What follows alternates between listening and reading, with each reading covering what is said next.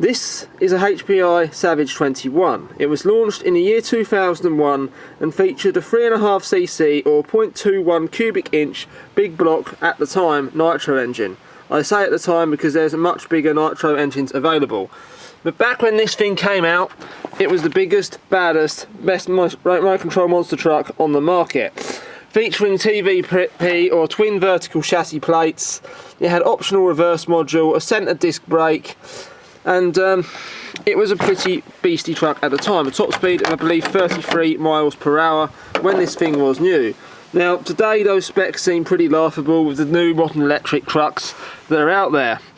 But when this thing came out, it was something really special. And this one sadly hasn't been used much in its life.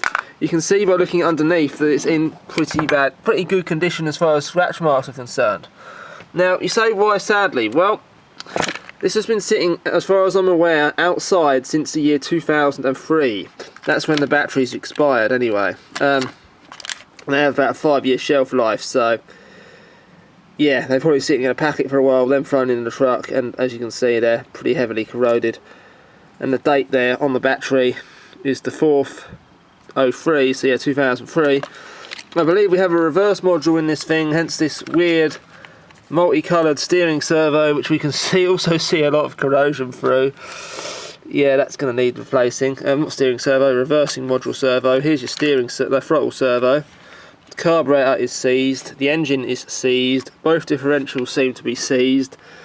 So, why did I get this thing? Well, I'm going to put 21st century technology into this truck. It's going to be basically converted to electric. I make a motor mount for it. We're going to pull the engine out of it. That's pretty much junk. The pull starter's probably okay, but the engine's pretty much trashed. And then we're going to lubricate all the diffs up, maybe replace them if necessary, and put a brushless motor on this thing. Even if it does only 35-40 miles an hour, without the hassle of pull starting and nitro fuel and all that mess, that would still be good fun. The shocks are going to need a bit of adjustment as well. But yeah, apart from that, a really interesting truck. The 2-speed transmission is in here, not the 3-speed unfortunately. Not that you really need the 3-speed with a 0.21 engine anyway. See, there's the side of the engine, 0.21 cubic inch. I don't know why this thing was originally parked. Yeah, pretty interesting truck, that's for sure. Everything seems good apart from the fact there's so much seized stuff on here. There's no real major crash damage or anything like that. Nothing's bent, all the chassis plates are straight.